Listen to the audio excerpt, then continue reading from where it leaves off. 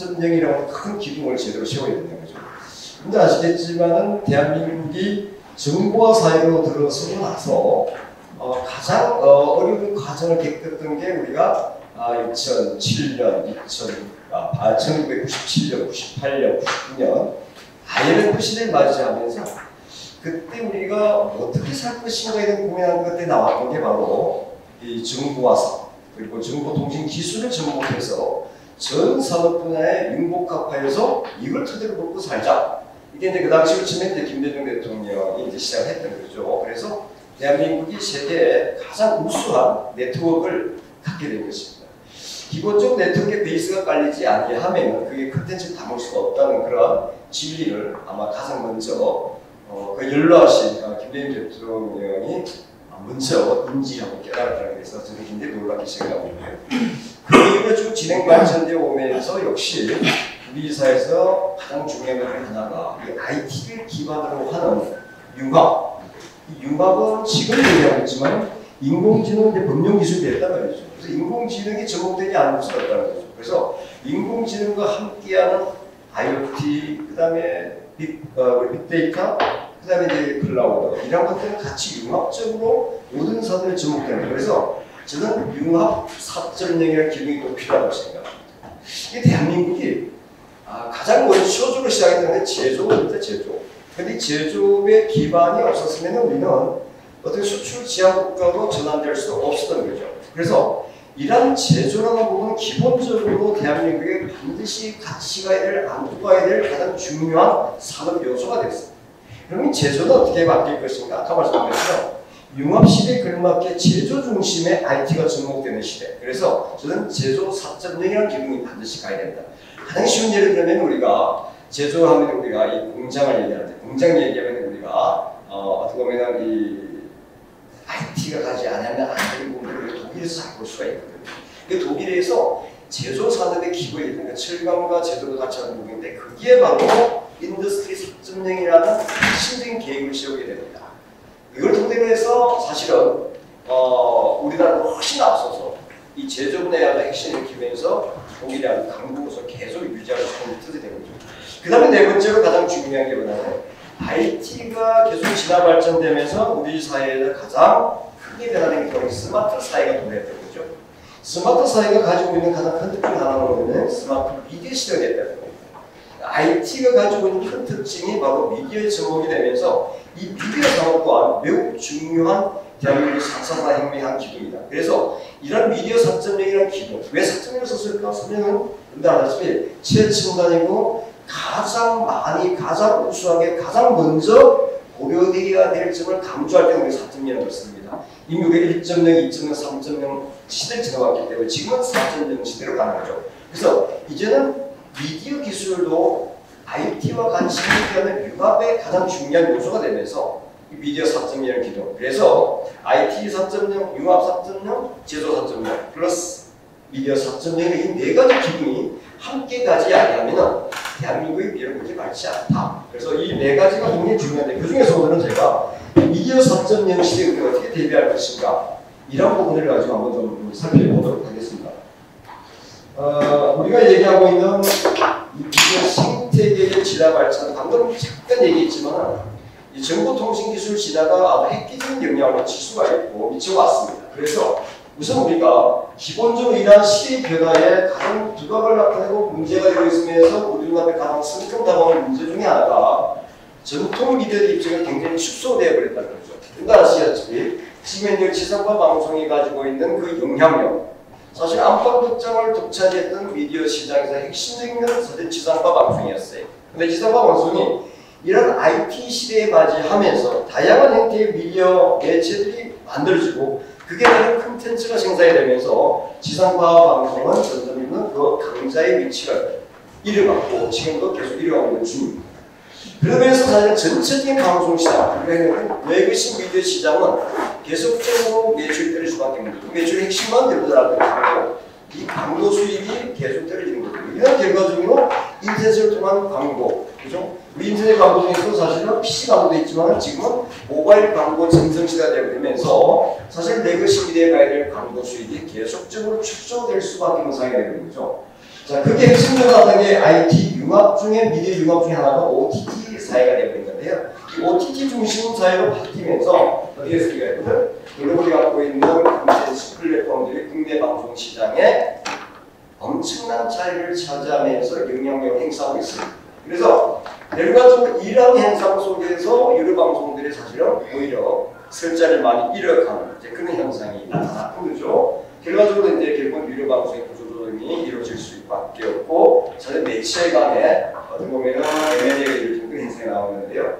자, 여기에 이제 5G가 상용화되면서 우리가 쓰고 있는 이런 콘텐츠가 옛날에는 일방향 시대에서 이제는 양방향 시대가 되면서 가지고 있는 콘텐츠의 생산 공급 자체가 완전히 달라진 현상이 나타나는 거죠. 자, 그 다음에 이제 IPTV 중심으로 유료 방송 이제 플랫폼이나 이런 유료 방송의 새로운 어떤 현상이 구조적으로 바뀐 부분인데요. 뭐 잘 아시는 걸 통신 사업자 중심으로 M&A가 이루어지고 있고, 이루어졌고, 또한 이 IPTV와 케이블 방송은 통신 사업자의 범주에서 한중 두 가지로 지금 현재 바뀌면서 있습니다. 그러다 보니까 사실 IPTV나 유료 방송, 케이블 방송 같은 경우에는 소비자 입장에서, 시청자 입장에서 크게 큰 차이점을 못 느끼는 특징을 구별할 수 있는 그런 굉장히 허물어지는 상황이 같고요.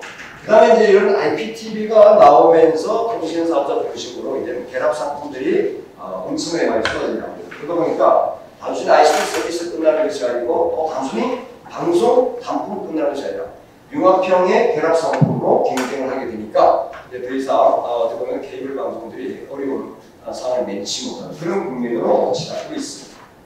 자, 매체 통합 상황인데요. 우리가 알다시피 이제는 이제 전통적인 어떤 매체들은 이제 IT와 융합 결합되게 돼 있으면서 통신 방송 또는 이제 종이 책 등이 이제는 지식 정보 수단으로서는 완전히 바뀌어버리고, 쉽게 얘기하면 잘하는 우리가 이제 책을 얘기하게 될 때 이북이 나오게 되는 것도 오래전 얘기가 되어버렸습니다. 그리고 인터넷 포함해서 유무선 통신이나 방송 주파수가 다양한 형태로 활용되는 거죠.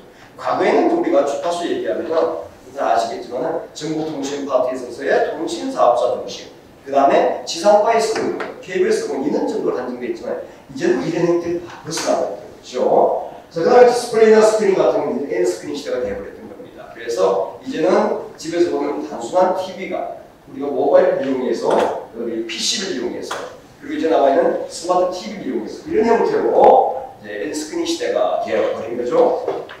자, 방송 디지털 전환의 주도가 되면서 핵심적으로 이런 역시 초고속 인터넷, 지금 이제 기가 인터넷까지 발전하는 그런 상황이고요. 그러다 보니까 5G와 OTT는 연결될 수 있는 관계가 사실 OTT 핵심은 그렇지 않겠어요? 다운로드 속도라든가 화면의 어떤 선명성이라든가 이런 부분들이 과거의 LTE, 4G나 3G와 많이 차이가 확연하게 나타나는 것이죠. 자, 실감 미디어 때문에 우리는 VR, AR, XR, 지금 이제 메타버스, 프로젝트 매핑 이런 행위들이 아주 기하급 속도로 발전에 거듭하고 있는 상황입니다. 자, 그 다음에 AI 기술 얘기했는데요. 이제는 우리가 방송을 편집하고 제작하는 이 과정에까지도 이제는 AI 기술이 등장해요. 그게 가장 중요한 AI 기술은 딥러닝이 이제는 일반화되어 있는 그런 상황입니다. 자, 방송의 의미도 과거에 우리가 전통의 완투레스 방식은 이제 다 끝났습니다. 왜? 1인 방송, 1인 미디어가 등장하면서 이러한 개념 자체는 이제는 사라졌겠죠. 통신과 방송의 구분은 우리가 구분할 수 없는 상황입니다. 통신망과 통신기계 자체가 이제는 방송으로 다 전환된 거죠. 여기다가 이제 다음에는 그냥 방송 영상화 되어버린 거죠. 자, 거기다가 이제 윤곽과 콘텐츠로 변하면서 소비자들의 폭도 굉장히 넓어지고 소비자들의 선택의 폭이 넓어지면서 다양한 형태의 콘텐츠가 양산되는 그런 형식으로 바뀌고 있습니다. 그래서 우리 텍스트 지금 기본적으로 뉴스는 옛날에 기사 중심이었지만 지금은 나중에 기사가 끝나는 게 그 자체를 별도의 영상으로 만들어서 소비자에게 접근하는 이런 형식으로 바뀌죠. 그게 이제 광고함으로 있습니다. 자, 이런 형태로 이제 바뀌는 과정에서 모바일 중심에서도 요즘 젊은 층을 중심해서 많이 나오는 게 MZ세대를 겨냥한 쇼폼이라든가, 그죠? 그래서 컬처가 이것도 이제 일반화되어 있는 상황이고요. 그 다음에 이제 콘텐츠 통합 현상은 여러분 잘 아시다시피 기본적으로 쉽게 접근하기 우리가 옛날에 만화방에 많이 갖고 있는 끝났어요. PC 앞에서 모바일 앞에서는 이제는 웹툰이나 웹진을 통해서 모든 것을 얻게 되는 거예요. 얘는 웹소스가 등장했기 때문에 이것 자체가 일반적 현상이다 이렇게 보고 있는 상황입니다. 그런데 이 미디어 콘텐츠 확산하는 것 중에서 가장 정말 이게 사실 이제 유튜브가 영향력이 굉장히 크게 작용을 하고 있습니다만 혼자라는 이렇게 아프리카 TV도 그렇고 그 외 1인 미디어는 일반적으로 활성화 과정을 거슬리는 하나의 기업으로 이제 발전되고 있는 현상이죠. 그런데 ICT와 스마트 기기가 융복합하는 현상이고요. 여기에 1인미디어를 지원하고 있는 MCN, 물론 MCN이 다 승부하는 건 아닙니다만 MCN 등장을 해가지고서 1인 미디어 활성화에 단했던 기반 역할을 해주고 있다는 것이고요. 여기에는 가장 중요한 스트리밍 기술이 여기에 접목이 됐기 때문에 가능하다. 그런 부분을 우리가 볼 수 있습니다.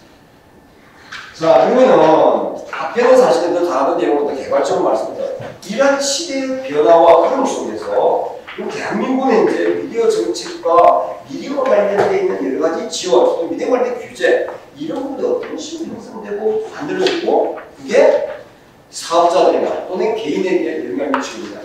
사실은 대한민국이 미디어의 기술이 뛰어나고 이제 콘텐츠에 대한 아이템이 굉장히 뛰어나고 그게 젊은 층을 중심으로 해서 이런 부분들은 활기차게 번창하고 있는 상황입니다. 문제는 기존에 있는 레거시 미디어도 마찬가지고 신생 새로운 미디어 매체도 마찬가지고 그게 따르는 콘텐츠 제작하는 분야 또 콘텐츠 공급하는 분야 여기서 가장 궁금해하고 고민하고 있는 것은 뭐냐면 왜 대한민국은 내가 콘텐츠를 만들고 공급하고 내가 미디어 사업을 하는데 정부기관은 세 군데로 쪼개져 있어가지고 여기 가서 손벌려야 되고 저기 가서 손벌려야 되느냐 또 여기서 규제를 받아야 되고 저기서 규제를 받아야 되느냐 지원을 받으려면 왜 원 포인트 형식의 또는 원스타 형식의 서비스가 안 되느냐 하는 부분들이 어떻게 보면 대한민국의 미디어 산업의 굉장히 가장 큰 걸림돌로 작용한다는 것이죠. 이 걸림돌을 우리는 사실은 정말로 오래전에 고민해왔고 그러한 고민들이 지금 이제 오히려 늦은 감이 있지만 다시 이 문제를 부각해서 빨리 개선하지 안 되는 상황입니다. 사실은 이제 이게 정부 국서 얘기이기 때문에 사실은 뭐 조금 민감할 수 있지만 제가 보는 관점에 이거는 왜 우리 미디어 산업이 아까 말씀드린 것처럼 4차 산업혁명의 한 축인데도 불구하고 이게 인식과 거기에 따른 제도적 뒷받침 제대로 못 되고 있는 한 부분은 다시 기승전 가서 정부 부처의 분산 때문에 그렇다는 얘기입니다. 근데 최근에 이제 우리가 아시겠지만은 총리실 산하고 아마 뭐 이렇게 콘텐츠 플랫폼 융합 산업발전위원회가 만들었어요. 그걸 만드는 목적은 뭘까라고 고민을 한번 해보면요. 지금 우리가 얘기한 이 고민은 굉장히 동떨어져 있다는 걸 느낄 겁니다. 제가 맨 마지막에서 그거 하는 얘기 할 텐데요. 자, 그러면 현재는 어떤 문제가 있어가지고서 이런 불만들을 계속 제기하고 있고 빨리 개선하고 수정하자고 얘기하는가 한번 살펴보죠. 자, 우선 미디어 정부의 어떤 이 업무가 세계적 분산에 그 중에서 방송 정책을 기본적으로 두 군데서 나눠서 하고 있습니다. 우리가 얘기하는 그 영상까지 합치는 게 문화과다 같은데요. 우선 우리 방송통신위원회 같은 경우는 뭐 외국적인 이제 규제기관이 하나 지상파나 정부나 보도 또한 방송 편성국이나 이 방송 광고부는 진흥 정책도 같이 아울러서 하고 있습니다. 단순히 규제기관이 아닌 것이죠. 자, 반면에 과기전 동부는 유료방송, 홈쇼핑, 일반 PP, 그 다음에 전송망, 전광판, 음악유수방송을 하고 있습니다. 이게 그러면 왜 분리가 됐을까? 언제 분리됐을까? 여러분 다 아실 텐데요. 2013년도에 이제 박근혜 정부가 출범을 합니다. 출범하면서 그때 이제 앞서서 이명박 정부 때 2008년도에 방송통신위원회를 만들 때 그 당시에 정보통신부하고 그 다음에 문체부의 산하기관으로 어떤 독립적인 방송위원회가 합쳐지게 됩니다. 합치게 될 때 사실은 이제 방송통신위원회를 만들 때 근본적인 목적은 정보통신부 기능하고 방송위원회 기능을 묶어서 융합시대에 걸맞게 가자는 큰 취지가 있어요. 그래서 여러분들 아시다시피 노무현 대통령 때 2006년도에 2006년 7월달에 방송통신융합 추진위원회를 만듭니다. 이미 해외에서는 IPTV가 나와 있는 상황이었고요. 자, 그래서 그때 이런 목적을 가지고 법안을 추진했어요. 그래서 국회에서 그 당시 이제 2008년 1월 정도에 상당히 이제 진전이 돼서 거의 이제 결론 내기 시점인데 다시 이제 그 당시 집권을 하게 되면 지금 이제 국민의힘당 쪽에 원내대표가 인수위안이라 해가지고 갖고 왔어요. 갖고 온 게 내용이 뭐냐면은 정보통신부를 아예 이제 분산시키는 겁니다. 그러니까 정보통신 기능을 어디 가냐면은 예컨대 산업 쪽, 그러니까 IT 산업 쪽은 지금 같은 경우는 산업통상자원부를 이관시켜요. 그리고 정보와 관련된, 정보 보호와 관련된 부분들, 개인정보, 공공정보를 나눠가지고, 공공정보 부분은 다시 그걸 친구한테 행안부로 넘기고, 컨텐츠 관련된 디지털 콘텐츠 아예 문체로 넘기고, 이제 쪼개버리는 거죠. 자, 그러니까, 결국은 방송통신위는 통신규제부분 일부하고, 전파부분만 낫게 되는 겁니다. 그게 방송위원회가 이제 기량이 되면서 방송통신위원회가 있어요. 자, 이걸 보고서, 대한민국의 IT가 계속적인 진화 발전해오다가, MB 정부가 들어서면서 IT가 계속 추락하기 시작합니다. 자, 그래서 우리가 근데 IT 지수라든가 IT 발전 지수라는 거 보면은 계속 떨어지고 있어요. 그러다가 이제 아까 말씀드린 박근혜 정부 들어서면서 이건 아니다. 그래서 정보통신 기술을 갖다가 한 곳에 묶어야 될 필요가 있겠다. 다시 묶자. 그렇게 하면서 그 당시에 과학기술 파트, 인문과학에는 과학기술은 교육과가 같이 합쳐졌어요. 그래서 여러분들 아시겠지만 교과부라고 하잖아요. 교육과학기술 이렇게 돼 있어요. 근데 이걸 다시 분리합니다. 그래서 과학기술 파트하고 정보통신 파트를 묶어가지고 미래창조과학부를 만드는 거죠. 자, 그러면서 방송통신위원회에 있던 지금 말씀드리는 오른쪽에 유료방송 홈쇼핑이라든가 있는 쪽을 다시 분리시켜서 이걸 미래창조과학부 입안시킵니다. 그때 이제 미국에서는 반발이 굉장히 많았죠. 왜? 지상파 방송과 있는 종편과 그 다음에 우리 PB와 그 다음에 플랫폼인 케이블이나 IPTV는 뗄래야 뗄 수 없는 관계인데 이걸 왜 쪼개느냐? 반대가 굉장히 심했죠. 그럼에도 불구하고 결국은 그렇게 이제 옮겨가 버렸어요. 자, 그러한 상황이 지금까지 오고 있다는 것입니다. 두 번째로 보게 되면 TBS는 재난방송, 주간방송사로 되어 있어요. 그 정책 주무기관은 방통입니다. 이거 오늘 보시면 아시겠지만 이 재난방송에 대해서 대통령 정보를 누가 갖고 있냐면 과기정통부가 갖고 있어요. 정책 주무기관은 아니에요. 자, 그러면 여기 주무기관이 여기 있어가지고 지상파, 그 다음에 종편 보도에 대해서 재난상황, 배낭이나 원인, 언급 조치 같은 걸 다 방통에 보고하게 돼 있어요. 근데 정작 여기는 재난본부는 과기정통부가 갖고 있다는 거지. 얼마나 피곤하겠습니까? 자, 그 다음에 오른쪽을 보시면 세 번째, 유료방송 유비디오 관련해서 고시법안 재개정할 때, 또 거기 보면 이제 뭐 허가, 제허가 이런 게 있습니다. M&A도 마찬가지인데요. 우리는 반드시 방송통신위원회에 사전 동의권을 갖도록 했습니다. 이 사전 동의권이 나오는데 아마 뜬금없이 보야라고 하시는데요.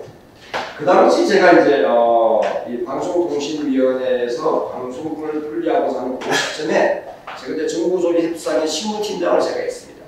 그래서 그 당시에 이제 그 당시 국민의힘당은 협상단장이 지금 김기현 당대표님이 단장이었고, 그다음에 실무자가 이렇게 쭉 있었어요. 그리고 우리 쪽에는 그 우원식 의원님, 우원식 의원님 이제 단장이고 제가 이제 실무팀장이었어요. 그래서 제가 고민을 하다가 몇 가지 세 가지 방안을 내가 내놨어요. 그 중에 하나가 독임제 부처에 이런 방송사건 관련해가지고 모든 전개를 주게 되면 자칫 잘못하면 이 방송이 어떤 정권이나 정부에 의해서 자주될 수가 크다. 그래서 최소한 합의제적인 방통위에서 이런 정도는 사전 동의를 받아야 된다. 라는 부분을 제가 제안을 했어요. 근데 그게 이제 안 받을 줄 알고 수용을 하더라고요. 했고, 또 한 가지 뭘 이제 제안했냐면, 자, 그러면 주파수 전파를 보자. 정보통신 파트의 전파를 주로 관장하고 있고, 방송위원회 시절에는 거기에 대해서 의견을 개진한 정도였어요. 근데 이게 안 되겠다. 지상파 방송 관련해서 이 방송용 주파수를 분리하자. 그래서 방송용 주파수 분리해서 이거는 방통위 소관을 하고, 대신에 주파수를 새로 회수하거나 분배하거나 할 경우에는 국무조정실장을 위원장을 하는 주파수 심의위원회 구성해서 거기에 과기정통부, 미래정부가 방통위에서 추천하는 위원, 그리고 국무조정실장이 추천하는 위원으로 해서 7명 구성하는 주파수 심의위원회에서 주파수 분배, 주파수 회수 이 문제를 다루는 거죠. 이렇게 생겼어요. 그래서 그거 좀 안 맞거든요. 근데 내가 안 받을 줄 알고 받았어요. 그게 이제 내가 전파법을 제가 개정했죠. 근데 그 당시 법대에서 제가 다 했어요.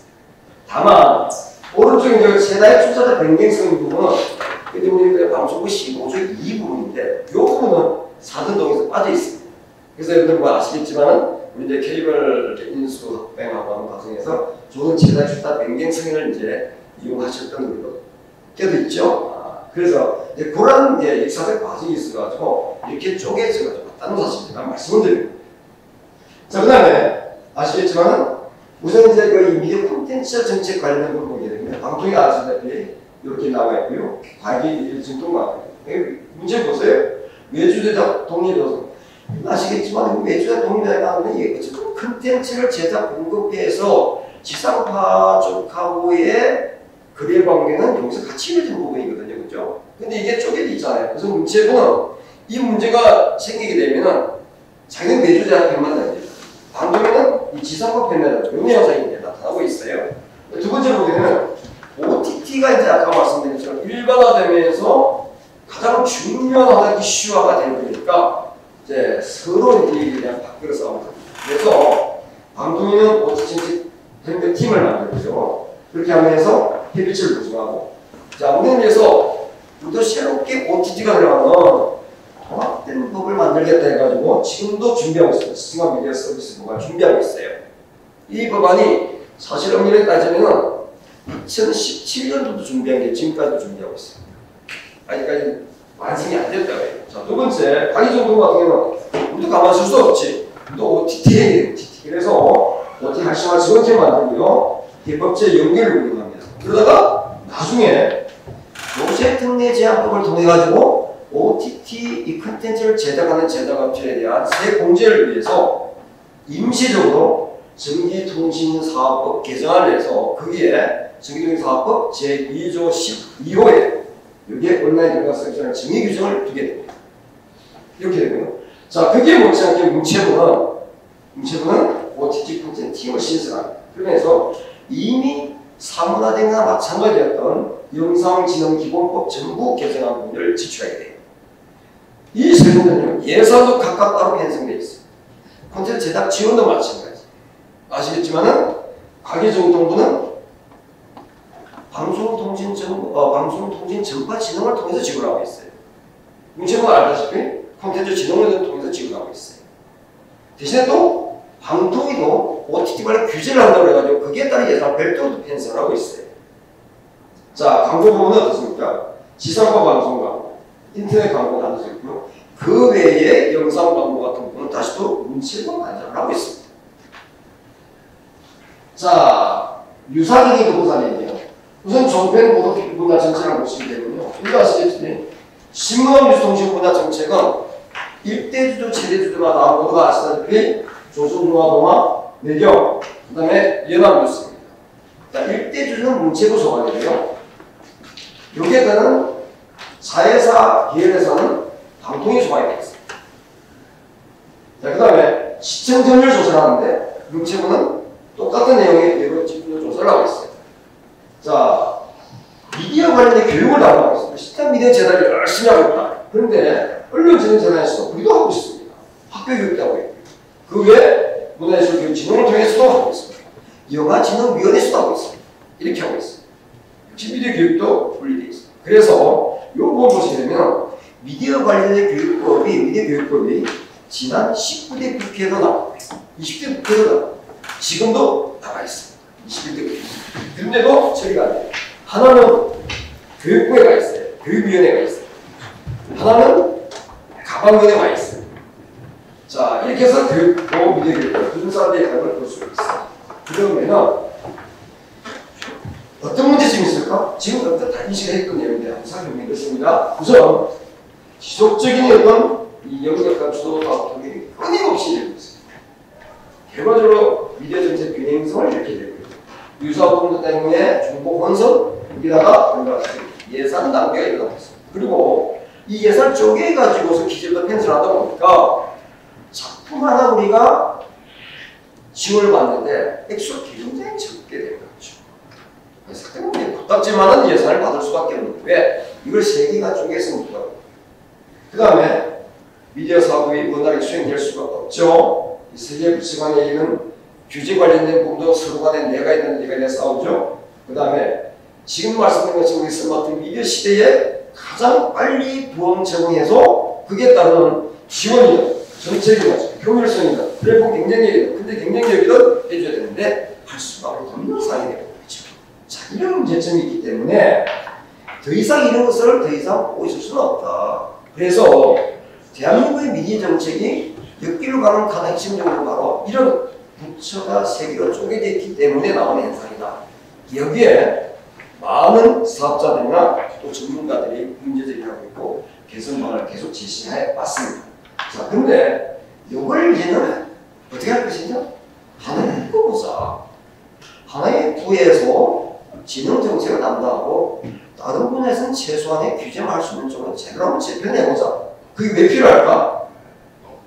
4차 산업이라고 하는 엄청난 거대한 물길 속에서 아까 제가 말씀드린 것처럼 이 미디어 산업이라는 굉장히 중요한 국부 창출의 핵심 요인으로 작용했다는 그런 사실 때문이었어요.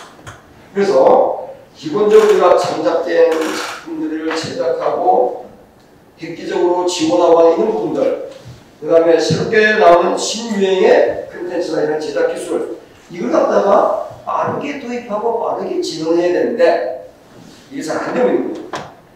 입법적 근거가 없으면은 정부가 예산을 지원할 수 없어요. 입법적 근거가 없으면은 지원 기구를 만들 수가 없어요. 입법적 근거가 없으면은 진두지휘할 사람을 임명을 못해요. 두 번째로, 자, 핵심 성장을 개인하기 위해서 이게 필요하다. 다시 말해서 우리는 방송 사업자들을 위해서 많은 투자자들이 필요합니다. 일반적으로 우리가 IT 분야에서 벤처 기업을 하기 위해서는 가장 중요한 엔젤, 그죠? 기업이 갖고 있는 벤처 투자까지도 다 끌어와서 시작해요. 근데 유독 미디어 부분은 이런 투자 부분이 굉장히 저조하고 손길 안 내밀어요.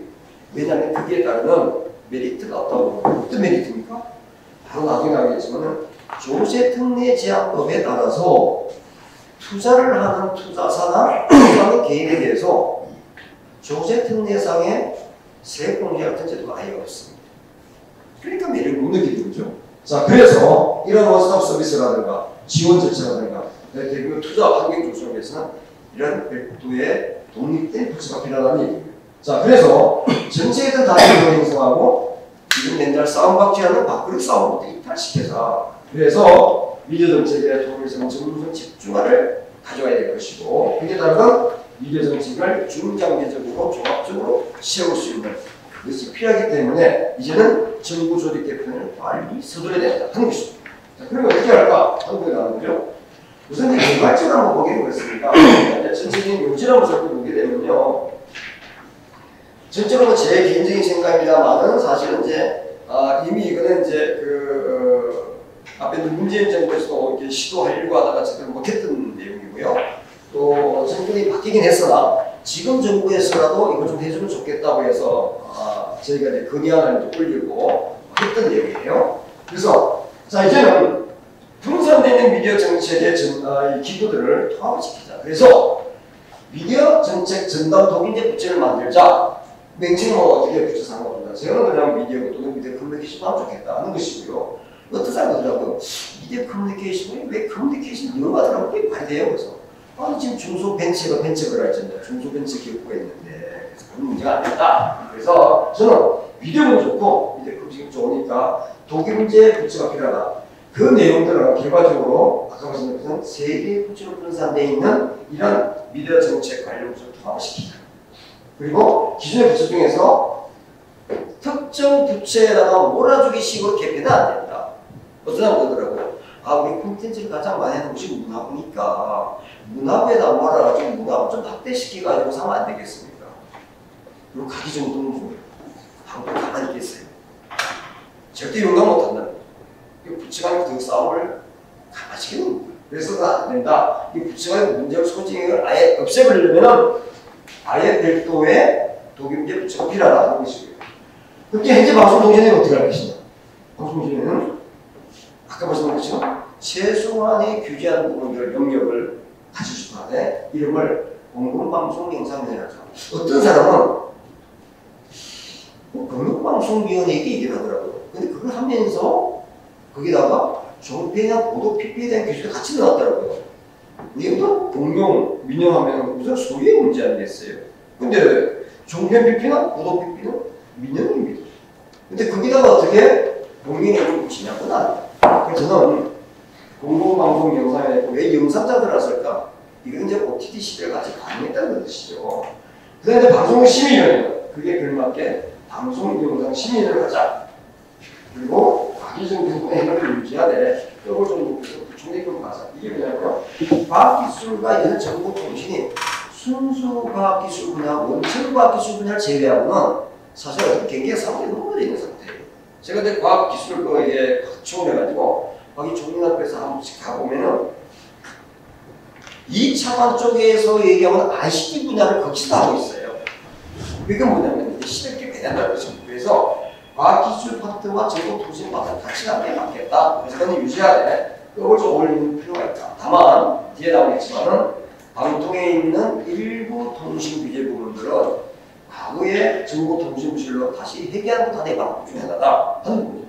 근데 우리가 세부장 살펴볼 있죠. 무슨 얘기는 지금 제가 말씀드린 독임제 부치의 별도 신설하는 미디어 커뮤니케이션 부분은 미디어가 어떻게 만들어지냐 세부적으로 한번 살펴보겠습니다. 자, 우선 과기정통부가 이렇게 되어 있어요. 방송정책과가 만들었습니다. 아까 말씀드린 것처럼 기존에 있던 MB 정부 때 있던 그 내용을 박근혜 정부가 쪼개가지고 가져갔던 거다 이걸 가지고 연상복귀시키는 거예요. 그래서 방송정책부 그리고 우리 소프트웨어 정책부 보면 이들 콘텐츠가 따로 있습니다. 이렇게 해서 사실은 방송 미디어 분야 상당히 많이 들어가 있어요. 그래서 정부 정책과 속에 세 개의 과가 있는데요. 그 중에서 방송 미디어 분야 이게 또 많이 들어가 있어요. 이게 과기정 동부 안에서 분산시켜놨단 말이에요. 정보정책부 중에서 역시 전파방송관리과라는 게 있어요. 옛날 이 전파방송과가 없었어요. 그냥 전파방송과 이렇게 있었어요. 이게 방송이 그래요.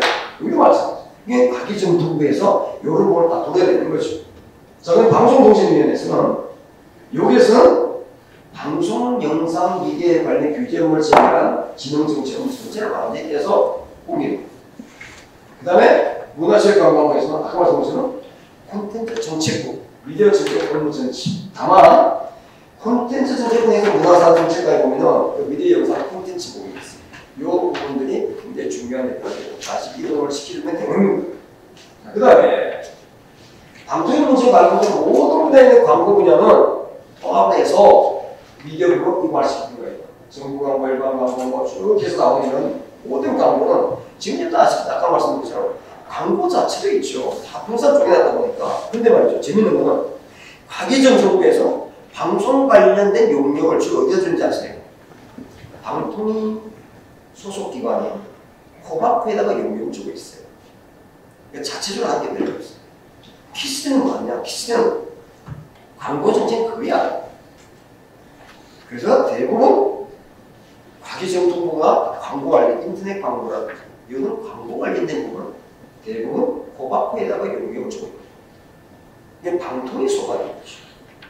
그렇다고 해서 물론 방통위도 예컨대 인터넷 규제를 위해서 이용자 보호 문제가 생기게 되면 또 인터넷 지원에다가 용역을 줍니다.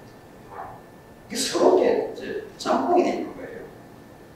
자, 미디어 정책의 수행기관 중에 그 위에 OTT 서비스, 1인 미디어 MCN 분야 이 업무도 역시 지금 얘기하는 미디어를 통합시킬 필요가 있는 거죠. 지금 이제 쪼개지는 부분 다 통합해서 다 넘겨야 뜻이고요. 자, 미디어 수행기관이 있습니다. 아시다시피 방통위 소관에 미디어 시청 미디어 재단이 있고요. 자, 문체부 소관에 언론진흥재단, 역시 방통위 소속 공공기관이 한국방송공사 국어부가 있어요. 자, 이거 묶어. 그래서 위에 방송 미디어 이 시청 미디어 재단은 그 역할이 별도로 특화되어 있기 때문에 이 부분은 그냥 부스라기 미디어 공개를 됩니다. 다만 언론진흥재단과 국어부는 통합을 해보면 됩니다. 같이 그래서 제가 언론광고진흥공사 이렇게 표현하고 있어요. 여러분들 아시겠지만 정부광고는 보세요. 정부광고 우리가 일반 오프라인 매체, 신문, 인터넷도 있고요. 방송도 다 들어있습니다. 그게 뭐 일반 지역 신문들도 다 들어가죠. 이것도 주간 뒤에도 정부광고 다 가요. 자, 그런데요. 방송 광고에 관해서는 사실 보면 미디어 내 공공 미디어 랩의 역할을 코바코에서 하고 있단 말이죠. 방송 광고 판매 대행을 누가 코바코에서 하고 있어요. KBS, MBC, EBS 관련된 부분. 자, 거기에다가 결합하게 이제 그 결합 판매를 해가지고서 다른 지역 중소방송과 연결을 다 시켜놨어요. 그러면은 이걸 굳이 정부 광고 때문에 옥신각 싸우지 말고 통합을 하게 되면은 그런 분쟁의 문제가 일거에 해결되는 거죠. 그래서 통합시키면 그러면 어떻게 하냐? 여기에 언론광고지도공사 안에 광고 파트를 별도로 정리해주면 됩니다. 그리고 언론전쟁이 갖고 있는 고유기능 플러스 광고진흥공사가 갖고 있는 고유기능 같이 짬뽕이 되게 되면 우선 이를 효율적으로 할 수 있어요. 집행기능을 더 강화시킬 수가 있다. 자, 그리고 지금 이제 우리 미치로선의 진흥원, 아까 말씀드린 과기중tem부 소속의 방송통신진흥원, 이걸 특허로 된 거죠. 그래서 이것도 역시 미디어 콘텐츠 진흥원, 이게 방송통신 전파진흥원이라는 이름이 전파진흥원이었잖아요. 그게 방송통신부터냐? 말씀드린 것처럼 박근혜 정부 때 방송 파트 유료 방송 되게 입안이 되면서 그래서 방송통신 부식이 된 겁니다. 지금도 말이죠. KC에 가게 되면 방송통신 파트 멤버들하고 기존에 있었던 전파진흥 멤버들 아직도 사이가 안 좋아요. 그런 사안이 벌어지고 있단 말이에요. 그래서 KC 있는 업무들 중에서는 방송 미디어 분야만 떼가지고 콘텐츠만 합친대요. 그래서 이걸 저는 미디어 콘텐츠 진흥으로 가자. 이렇게 했죠.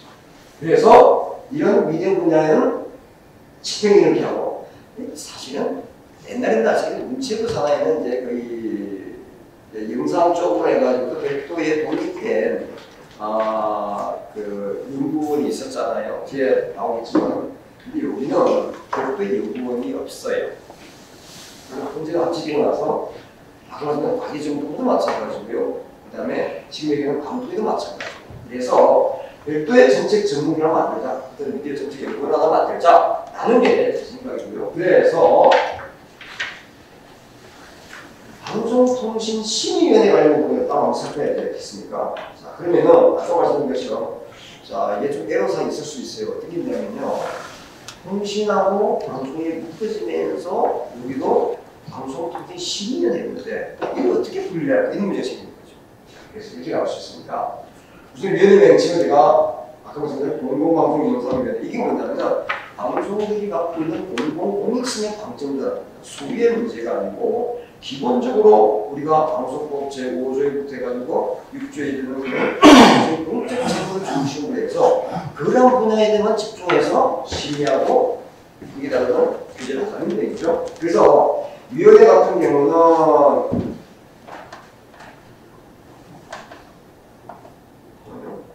방송통신위원회 같은 경우는 이름을 이렇게 바꾸고 위원회 같은 경우는 지금 이제 5명 돼가지고 정치적으로 이제 3대1 이렇게 바꾸게 있잖아요. 그게 문제가 있다고 봐야 돼요. 이게 정치는 저희를 너무 많이 하고 그래서 그게 1장관 4천만제나 마찬가지거든요. 그래서 사실 우리 방송통신위원회가 280명 되는 이제 인원인데 그게 뭐 굳이 이렇게 1장관 4천만까지 할 수가 있느냐 예산 나옵니다. 그래서 저는 위원 구성을 9명 정도하고 위원장, 부위원장, 그 다음에 상임위원장 해서 3명만 상임 두고 나머지는 비상임으로 가자. 지금 보면 방송통신심의위원회 그렇게 하고 있거든요. 그런 식으로 하고 대신에 위원회 자격 요건이라든가 개택사유가 좀 깨끗한 그런 부분들을 만들 필요가 있다. 자, 기본 업무를 제공하는 이게 이제 중요한 거죠. 자, 그러면 아까 말씀드린 것처럼 방송 문체부 이 소관 중에서 방송 미디어 영상 파트만 또 떼가지고 그게 다른 공적 책임 공공의 수급은 유용자고 분쟁 요기만 한정해서 해가지고 방송통신의 즉 다시 말해서 공공방송위원회에서 단장하는 거예요. 그 내용을 한번 살펴보겠습니다. 기본적으로 위원회 방송사업자의 허가제어가 승인재승인 변경승인 이런 부분들 두 번째는 허가승인 내용에서 인수합병 재단 추단 변경 그 다음에 방송사의 시청 점유율 조사 제한 미디어 다양성 조사 산정 네, 방송사업자 금지에 의해서 조사하는 네, 방송사업자 상환의 분쟁 여기 이제 추가되는 게 OTT가 등장했기 때문에 방송이나 OTT의 시청자 분쟁이나 이용자 보안권이 추가돼요. 거기다가 방송 앞에 뒤에 나오겠지만 현재 방송통신심의위원회 즉 다른 말로 방송영상심의위에서 심의 의결하는 것을 지금처럼 그에 따른 제재를 집행하는 기능 요것도 그렇지. 근데 방송 주파수 관리 요거는 아까 말씀드린 것처럼 주파수는 통합적 관리가 필요하기 때문에 그 당시는 어떤 정책 문제 때문에 불리했지만은 요 주파수는 방송국 협의해서 주파수 관리 운영 부분은 문제가 필요가 있겠죠. 자, 그리고 대신에 방송평가위원회, 신조국익보위원회, 방송김정조정위원회, 미디어다양성위원회, 강수장 개미상평가위원회 현재 갖고 있는 요거는 그대로 운영할 필요가 있다. 다만 등록이나 신고 대상 업체, 그러니까 PP 같은 경우는 이게 참 쉽죠. 어느 부분들은 아까처럼 이대로 다 이관시켜버리라 하는 얘기죠. 자, 그래서 방송통신심의위원회에 대해서 보겠죠. 자, 방송심의위원회는 이걸 바꾼다. 방송영상심의위원회를 바꾼다. 자, 여기에 현재 심의 규정이 몇 가지가 있어요. 방송, 지금 나오는 방송 심의 규정이 있고요. 정보통신 심의 규정이 있고요. 광고 심의 규정이 있고요. 그 다음에 이제 우리가 디지털 선거 문제 관련해서 그건 이제 규정이 있어요. 그 중에서 방송 심의 규정은 현재는 중시해요. 대신에 정보통신망법에서 과거에 이 정보통신 심의 규정에 해당했던 부분, 그게 이제 옛날에는 이 정보통신율이 있어요. 그게 묶어버리고, 이거는 지금 만들어지는 이 미디어부가 독립되기 때문에 이 부분을 빼가지고 과거처럼 정보통신 쪽에 바뀐 과기정보 이관시키는 거겠다. 그리고 현재 실제 등장하고 있는 1인 미디어 인터넷 방송 나온 OTT 이런 것들도 어차피 이게 방송통신 융합행에 사는 것은 내가 IPT 쪽에 가지고 있지만 기본적으로 이거 IPT로 맨 처음 만들 때요. 2007년도 한참 논의할 때에 사람들이 그랬거든요. 이걸 우리가 그다음 정보통신부 사람들은 이게 네트워크가 중요하니까 이거는 통신입니다. 통신이 들어가야 됩니다. 근데 방송 쪽에서는 이건 뭔가 기성전 영상입니다. 근데 이거는 방송도 들어가야 됩니다. 치고받고 싸웠어요. 그래서 정정하게 IPT를 만들게 했죠. 했는데 지금 심각하게 생각하면 됩니다. OTT가 왜 인터넷 통화에 나가요?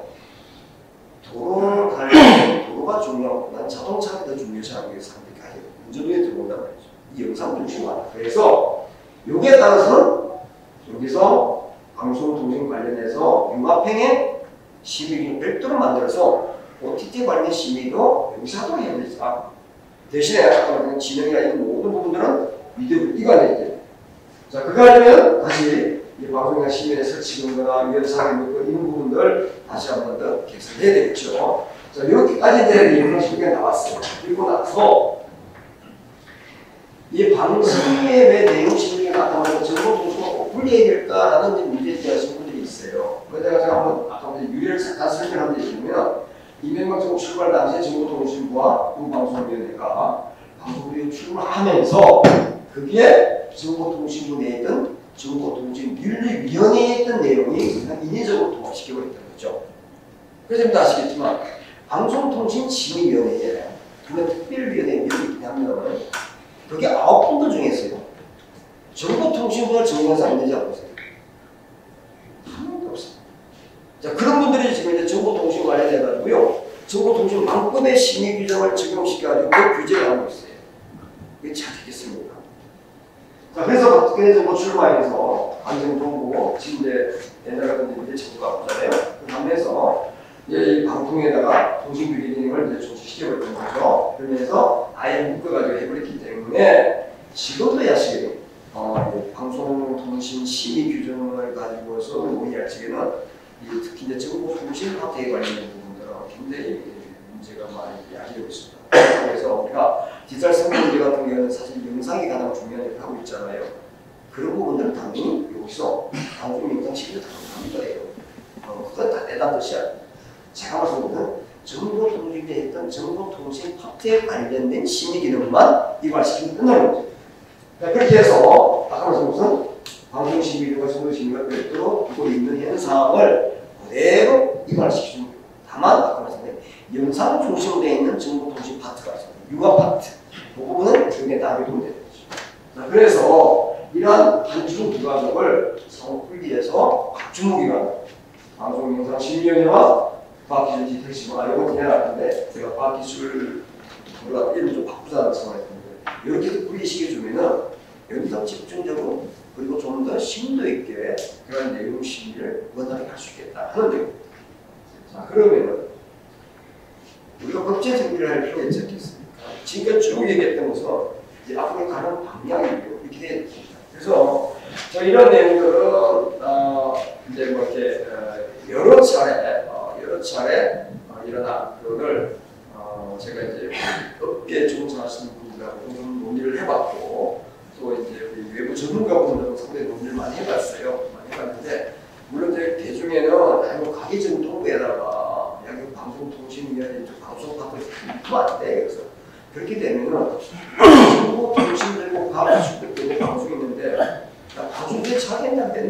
정치적 싸움 나가다가 정보 통신도 못하고 과학기술도 못하고 난리 날 텐데 그건 아니다.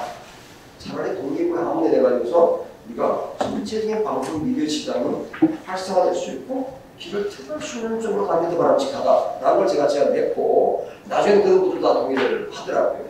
했고 이런 내용은 이제 우리 또그 현 정부에 이제 관여하신 분들한테 제가 전달 좀 했습니다. 그래서 제건이 됐어요.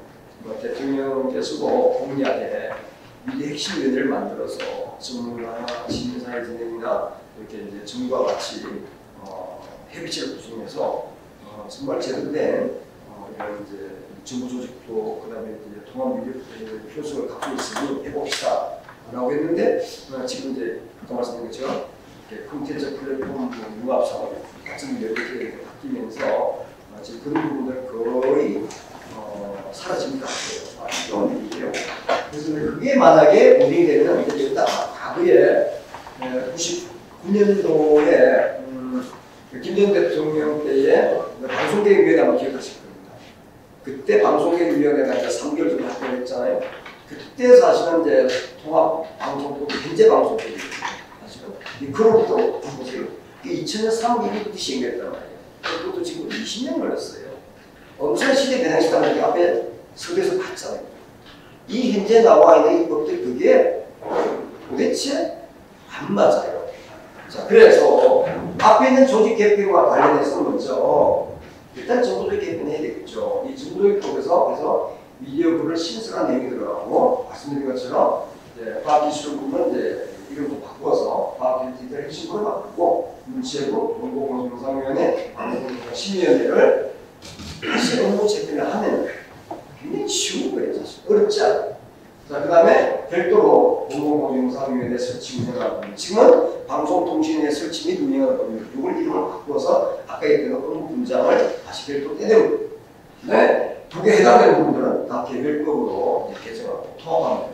자, 그 다음에 이걸 위해서는 지금 말씀드린 통합 예비가 꼭 필요하다.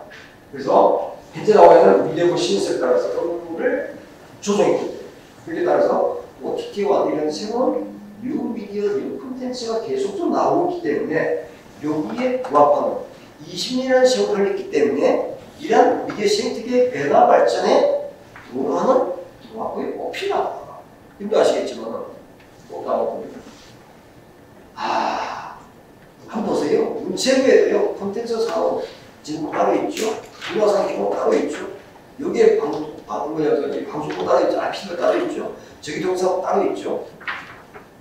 어느 장단에 맞출 수 없어요. 이게 굉장히 심각한 문제거든요. 자, 한번 보세요. 우선 현재 OTT 서비스라는 우리가 예를 들면 이건 지리규제와 소리규제는 볼 수 있어요. 지리규제 같은 경우는 기존의 에버스 미디어 같은 경우에는 방송 IPTV 중심으로 해가지고서 급격하는 허가성이 일반적 등록 이런 제도가 어디있나요? 동사업상 부가동사업으로 신고하면 끝이 소위 개념말로는 급격하게 지분 제한이 있어요. 자, 그리고 대기업이나 일반 시민이나 통신사가 가질 수 있는 지분의 제한이 있어요. 자, 거기다가 변명 규제까지도 엄격하게 하고 있습니다. 다만 이에 해당되는 OTT는 이런 지분에 대한 없는 거죠. 두 번째, 자, 이 전멸하고 내용 편성 규제를 보시면 다시 내용이 있고요. 전멸 기한 보세요. 유료방송 기준을 3.3% 규제하는 부분이 있고요. 매체하던 인간 지수 시청률 30% 제한이 있어요. 이건 이제 신문방송 gem령이 이제 허용이 되면서 이제 만들어졌잖아요. 이게 이제 예전에 아시겠지만 이 방송법 전명들이 전명되잖아요. 방송계 종편 출연할 때니까 2009년도에 이제 법이 바뀌어서 이렇게 나오고 있죠. 대신에 이제 OTT 같은 경우에는 특별한 해당사항은 없지만 다만 매체합성 인간 지수 산정할 적에 엔스크린 이런 형태를 가지고 시범 사업을 하고 아마 본격적으로는 아마 내일부터 할 것 같긴 해요. 해봐야. 자, 대신에 방송사업자들은 방송 심의 규정에 적용을 받지만은 OTT는 정보통신 심의 규정에 적용을 받고 있어요. 근데 이게 완벽하게 적용받느냐? 그건 아니에요. 정말 편성 규제를 보세요. 모라, 그 다음에 국내 제작, 그 다음에 시청 효과 이런 부분들이 아주 방송계에 엄격하게 명시가 되어 있습니다. 그러나 OTT는 그런 게 없어요. 그 다음에 채널 구성, 광고 경쟁 보세요. 채널 수도 마찬가지입니다. 전체 채널 운영률가 70 이상으로 편성해야 된다. 의무 기준이죠. 특정 채널 의무송신이라고 했는데 뭐 재송신, 보도, 공공, 공익, 종교상의 공신 보세요. 이 방송인데요. 이 의무 채널 때문에요. 채널 팬성권 자체가 침해나고 있다고 해야죠. 제가 보기엔 15개 이상 될걸요. 그리고 한국 시간대에 뭐 좀 해보려고 그래도요. 이거 간섭적으로 나오고 아니 그러면은 바로 종편도 그죠? 앞에 한국 채널에 돼 있어. 근데 그 사이사이 보면 우리가 콘충이 들어가게 됩니다.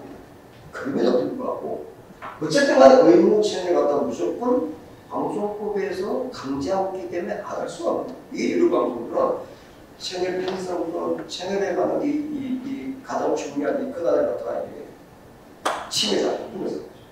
자, 광고 규제. 그죠? 방송에 규제가 있습니다. 그 다음에 광고 시간, 항목 제한이 있어요. 가상광고, 완성광고, 중간 규제가 다 있어요. 협찬 규제가 다 있어요. 그 다음에 방송과 판매돼가지고 공개를 통해 사게 돼 있어요.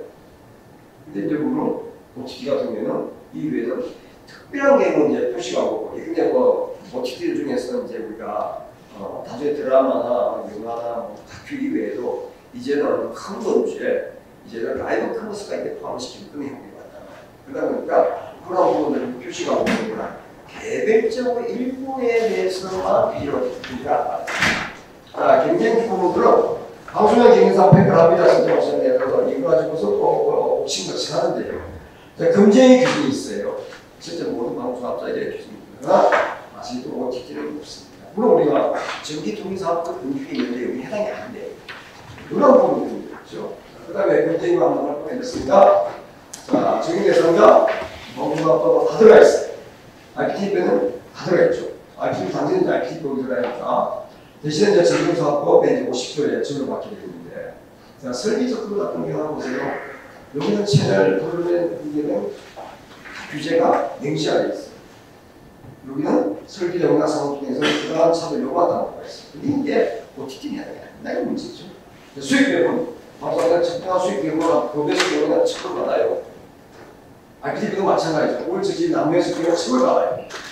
그래요? 지금 우리의 규정이 있어요. 규정된 그릇이에 직접 도망 제한한다. 근데 OTT는 해당이 안 된다는 거죠. 자, 그래서 현재 가지고 있는 이 법이 갖고 있는 미디어 관련 갖고 있는 한계는 아까 말씀드렸죠.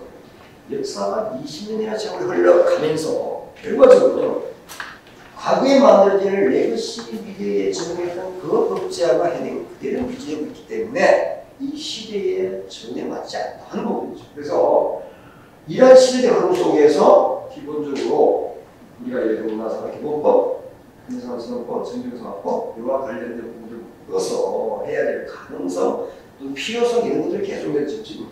그러다 보니까 이런 시장 변화에는 도대체 능동적으로 대응할 수는 밖에 없다. 결과적으로 레거시 미디어들만 추락고 역차를 나가는 거죠. 그러니까 둘 중 하나 선택해야죠. 그러면 OTT를 레거시 미디어 법제에 포함시켜요. 아니면 레거시 미디어를 갖다 OTT 제공을 풀 것인가. 뭔가 선택을 해야죠. 아니면 선택하면 시도를 해야 되는 거죠. 그게 전혀 없다는 게 지금 현재의 현실입니다. 그래서 이러한 이제 사실은 시사와 이런 방송을 OTT하고 있는 비대칭 규제를 결과적으로는요, 정책을 수반하는 데 있어서 가장 뒷받침은 법제입니다. 법제가 없으면요, 정책을 할 수가 없어요. 우리가 세금을 내려면요, 세금도 세금관리법이 없으면 안 되는 거죠. 여기도 거기에 대한 법제가 없으면 적용할 수가 안 되는 상황이에요. 그렇죠. OTT에 관련해서는 어떤 것에 대해서도 결국 불이익을 누가 당하냐면 기존에 있는 사업자만 당할 수밖에 없는 그런 구조적인 모습입니다. 그렇죠? 자, 그럼 어떻게 대응할 것이냐? 이 부분이죠. 쉽게 생각해서 과거에 그새로 올라가면은 2014년도, 13년도, 가격이 12년도에도 이런 논의가 있었고요. 그러고 나서 아마 16년도에 정부에서 정부 발의를 해서 IPTV과 방송법을 통합하는 법안을 내놨어요. 그게 나쁘다는 뜻이 아닙니다. 근데 문제는 아주 시간이 좁았다는 거죠. 그때는 우리가 통합법제 논의를 제대로 했더라면 상이 달라졌죠. 자, 그 두 개만 단순히 통합 방법을 나왔어요. 아주 심플합니다. 왜냐하면 IPTV 보시면 알겠지만 방송법의 내용을 인용하는 게 걔가 준용하는 게 굉장히 많아요. 이름만 다를 뿐이지, 다만 전송수와 차이가 있을 뿐이지. 굉장히 많은데 통합하는 큰 의미가 없어요.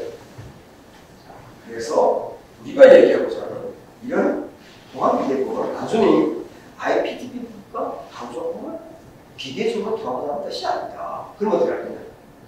현재 말씀드린 것처럼 미디어에 관련 정보 조립이 일어나되는 요기에 맞추고, 거기에 따라서 기존에 우리가 상상하지 못했던 엄청난 미디어 시장의 변화, 이걸 반영해서 법 제도를 개선할 필요가 있다는 큰 목적을 갖고 있습니다.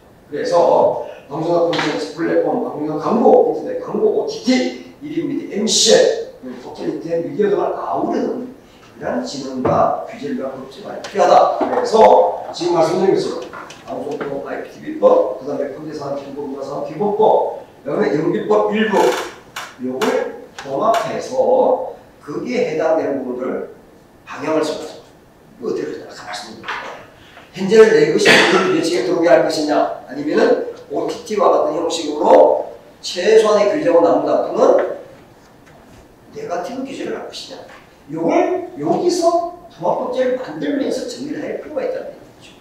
이게 어떻게 되면은 어떤 정책도 어떤 방향 제의도 어떤 전문가의 발언도 아무짝에 쓸모가 없는 거예요. 최근에 아까 말씀드렸죠.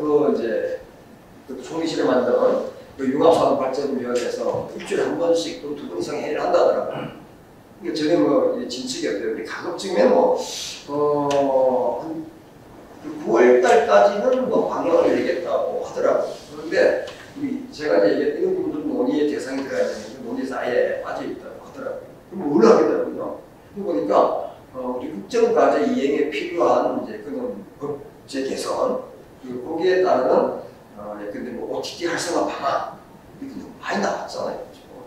좀 창피한 얘기지만 2020년도 6월달에 그 의대인 연구에서 디지털 뭐 생태 발전 방안 나왔어요. 제가 쓴 책에도 좀 비판했지만요. 그 이게 생태 발전하면 안 돼요. 그 내용 보시면 내 것입니다. 아예 저리 가라. 아예 그냥 그 안중에도 없어요. 그래서 OTT 얘기하고 펀드 줬어. 그게 뭡니까? 그건 생태계 발전 방안이 아니죠. 차라리 그냥 OTT 발전 방안이 굉장히 낫단 말이에요. 그리고 근데 최근에 이런 부분들 논의를 한다고 해서 제가 그때 말씀드렸는데 사실은 OTT도 중요하나 레거시 미디어라고 하는 큰 틀의 본주의 배는 지구의 종말 올 때까지 계속 강해할 수밖에 없다. 그러면 이러한 레거시 미디어를 통해서 국민들에게 줄 수 있는, 시청자 줄 수 있는 엄청난 미디어의 효과가 크고 그걸 통해서 만족도를 배가할 수 있는 이런 방안이 있다. 근데 왜 우리는 그걸 등하지 않아요? 이건 거죠. 아침에 일어나 보니까 세상이 변했어. 그러니까 어저께는 다 잊어버려. 지금 있는 게 중요해. 근데 어제 일은 계속 진행되고 있어. 어떻습니까? 거기는 그 집안은 하루아침에 망할 수밖에 없어요. 자, OTT 나오고 또 다른데 뭐 OTT가 나오든 또 다른 미디어 산업은 계속 진화 발전하게 돼 있어요. 그게 마치 그것만 할 겁니까? 여기 시작했던 출발점에서 같이 왔던 이러한 레거시 미디어와 실험 만드는 수많은 미디어 매체, 수많은 콘텐츠 제작, 수많은 플랫폼, 이것들이 어떻게 조화롭게 또는 각 특성에 맞게 진화 발전해 줄 수 있느냐 하는 것이 정부 할 일이고, 그걸 통해서 미디어 산업의 활성화에 현장에서 할 수 있는 역할을 맡는 거죠. 그래서 제가 말씀드린 결과적으로 현재 정부 조직 개편이 미디어부 같은 이런 독임제 부처의 진흥을 위한 단독 부처가 만들어지고, 거기에 따라서 최소한의 공공적 부분에 대한 규제를 하는 방송영상위원회, 공공방송위원회 이런 같은 경우가 새롭게 재편되지 않으면 지금 현재 어떤 삼각체제로 가게 되면 앞으로의 우리 그 미디어 미래 발전에 대한 기대는 굉장히 기대를 무렵다 하는 그런 말씀을 마치겠습니다. 감사합니다.